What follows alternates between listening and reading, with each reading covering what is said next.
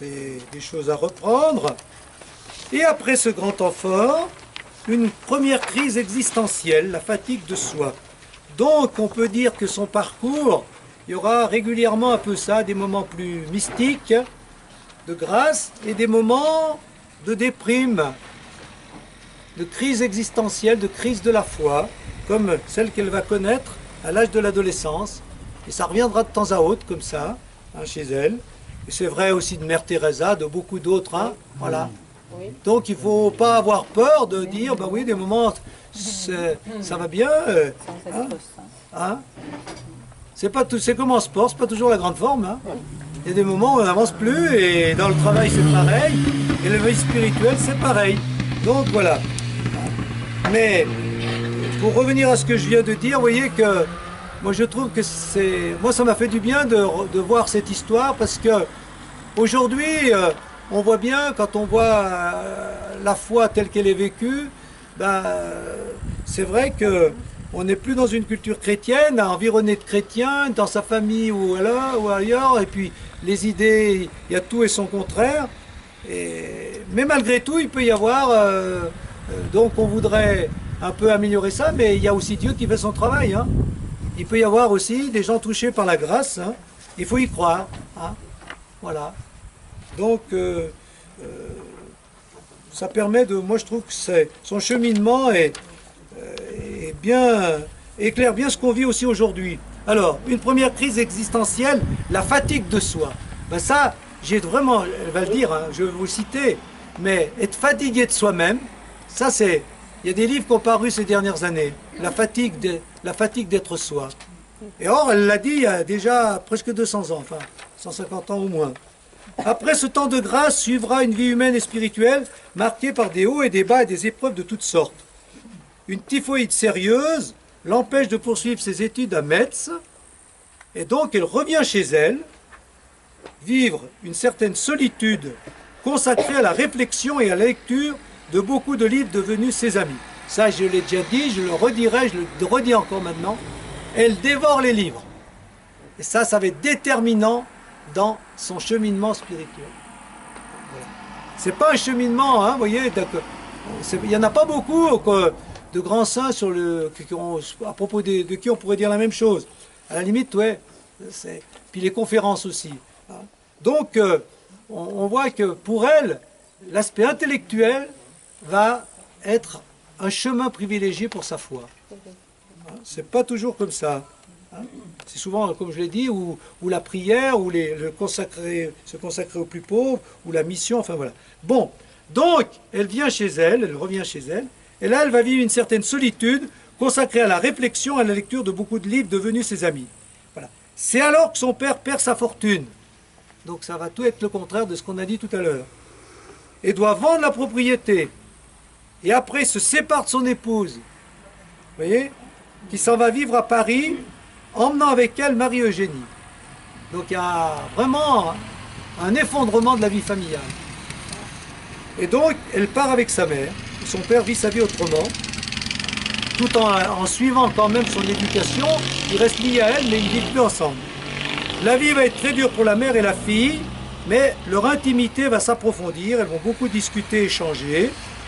Hélas, en 1832, alors que Marie-Eugénie a 15 ans, sa mère est emportée par l'épidémie de choléra qui ravagea la capitale. Elle est confiée à son père, enfin, elle est confiée par son père à une certaine Madame Doulcet, femme du receveur général de Châlons, qui était fort riche et très mondaine. Elle recevait beaucoup. Alors cette vie relativement facile, avec beaucoup de divertissement, ne lui déplaît pas, parce que ça lui fait des rencontres. Mais ce milieu, encore plus irréligieux que le sien, les lectures qu'elle fait, l'absence de sa mère, la crise de l'adolescence, lui donne trouble et angoisse et suscite 1000 questions auxquelles personne ne peut répondre. Alors, voilà ce qu'elle dit. Et ça, je trouve que c'est très moderne. Je trouve que beaucoup aujourd'hui, dans des moments de déprime, mais ce n'est pas forcément de la déprime psychique, c'est aussi existentiel, et c'est bon, parce qu'il faut se poser des questions de fond. Voilà ce qu'elle dit. Mes pensées sont une mer agitée qui me fatigue et me pèse. Je voudrais tout savoir, tout analyser, et me lançant dans des régions effrayantes, je vais hardiment, poursuivi de je ne sais quel besoin inquiet de connaissance et de vérité, que rien ne peut rassasier. Fatigué de moi-même, je voudrais anéantir cette intelligence, la faire taire, l'arrêter. Il se pose trop de questions, on voudrait que son intelligence arrête. Hein? Je suis seul, seul au monde dans un amer isolement de l'âme. Et qu'importe tous ceux qui passent auprès de moi, ces rires joyeux auxquels je me mêle, hein, les fêtes, les réceptions mondaines, les amis qui me serrent la main sans s'inquiéter si je souffre. Quand je suis avec eux, je suis plus seul que jamais. Si je mourrais demain, je serais oublié après-demain. Personne ne viendrait prier sur ma tombe. Je me trouve absorbé par des questions bien au-delà de ma portée et auxquelles je ferais mieux de ne pas penser. Voilà. C'est fort, hein? C'est vraiment, elle est au fond, là. Hein? Mais se pose des questions, trop de questions. Mais oui, mais pourquoi on vit? Pourquoi la mort? Pourquoi je suis comme ça? Pourquoi ci? Pourquoi là? À quoi répondre? Qu'est-ce qu'il y a derrière tout ça? Mais ça creuse en elle ce qui va lui permettre d'arriver à la foi, ou plutôt, parce qu'elle l'a déjà, même si dans cette période-là, je ne sais pas comment elle va à l'Eucharistie, si elle y va encore ou pas, ça, je ne sais pas dit. Hein. Mais bon, n'empêche que ça, même si elle y va, ça n'empêche pas cette crise. Voilà. C'est la crise existentielle qui l'éloigne un peu du Christ, même si apparemment, mais c'est pas dit, vraiment, elle gardait une certaine fidélité à l'Eucharistie. Alors, qu'est-ce que vous pensez de cette crise existentielle, ou des crises existentielles qu'on peut faire aujourd'hui? Ça vous dit quelque chose, ça? Comment? Même si c'est pas de cette façon-là qu'on la vit. Ben, il faut la vivre, voilà. Moi, personnellement, je pense qu'il est essentiel d'avoir vécu un peu ce genre d'expérience pour aller vraiment au fond des choses de sa vie et au fond du christianisme. Il faut avoir passé par cet état inconfortable, mais... plus qu'inconfortable, qui est pratiquement du désespoir. Oui, c'est ça. Qui est pratiquement du désespoir, parce que y a un moment donné, il y a un enchaînement de questions ou d'épreuves qui fait qu'on se dit mais pourquoi ça et qu'est-ce que ça veut dire? Oui, qui reste sans réponse, surtout pendant un moment. Qui reste sans réponse. Voilà. D'ailleurs, pour connaître alors, je vraiment pense... l'espérance, comment? Pour connaître vraiment l'espérance, c'est pas l'espoir qu'il nous faut, c'est... Oui, il faut avoir connu le désespoir. Connaître vraiment, on veut savoir ce que c'est que l'espérance. Exactement. Qui n'est pas forcément l'espoir de ceci ou de cela. Voilà, exactement. Oui, c'est ça.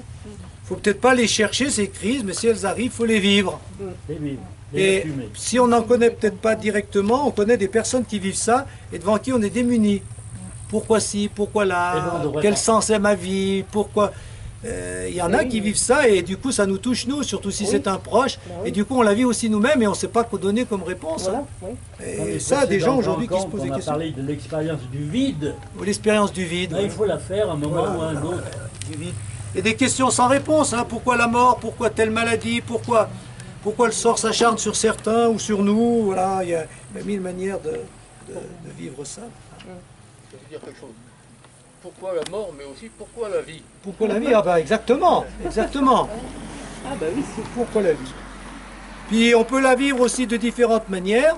Moi je sais que personnellement, moi, sans voir ces gens, c'est tout ce qui s'est passé au niveau de l'église qui m'a vraiment déstabilisé à certains moments. Hein. Moi j'étais responsable des vocations. On y croyait, mais maintenant quand on voit ce qui s'est passé, et encore les problèmes de l'église aujourd'hui, moi des fois ça, mais pourquoi? Pourquoi on en est arrivé là? Hein? Pourquoi il y a quand même toutes ces histoires de pédophilie? Pourquoi il y a si peu de prêtres? Pourquoi, malgré tout ce qu'on a fait, tout ce renouveau, tout ça, pourquoi on touche un peu le fond des moments. Hein. On a l'impression de toucher le fond. Alors, justement, peut-être que Dieu a d'autres vues, et que justement, il y a des Marie-Eugénie en gestation, et des cheminements autres qui se font, mais qui ne passent pas par nous, mais ça aussi c'est... Oui. Vas-y. Oui, parce que c'est bon de toucher le fond, à un moment ou à un autre, on va rebondir. C'est bon de toucher le fond à condition de rebondir. C'est obligé de rebondir. Ah ben, obligé, pas forcément, tu peux t'écraser aussi. Non. Trop profond, c'est pas forcément. Bah oui, il y en a bien qui ne se relèvent pas. Il y en a qui ne se relèvent pas. Bah oui. Ouais. voyez, c'est quand même assez curieux. Moi, je trouve que c'est une belle histoire parce que entre ce cheminement qui n'est pas classique et qui fait qu'elle rencontre Jésus-Christ par grâce plus que par préparation, si on peut dire, et puis en même temps, cette crise et cette fatigue de soi qui correspond aujourd'hui bah oui, aujourd'hui, bof, il n'y a rien d'intéressant, où est-ce qu'on va, c'est des questions, la société est fatiguée de toute manière. Il y a des gens fatigués, mais la société est fatiguée aujourd'hui. Oui, oui. Il n'y a pas d'élan, il n'y a pas de souffle, il n'y a pas de projet d'avenir, il n'y a pas... Et même dans l'Église, on est fatigué des réformes. Et ben voilà. Moi j'étais de la génération des réformes, alors on s'est épuisé à en faire, mais ça donnait du souffle. Maintenant on est fatigué, hop, hop, hop, tu peux faire ce que tu veux, fais blanc, fais noir, non mais c'est un peu ça, même entre prêtres maintenant, allez, tu fais blanc, moi je fais noir, oh ça n'a pas d'importance. Et c'est ça la fatigue. Oui, c'est vrai. Ben, je trouve que c'est dommage. Oui, mais la casquette est Non, couleur mais ça dure pas. Eh ben voilà, la casquette est verte. Ça dure pas forcément.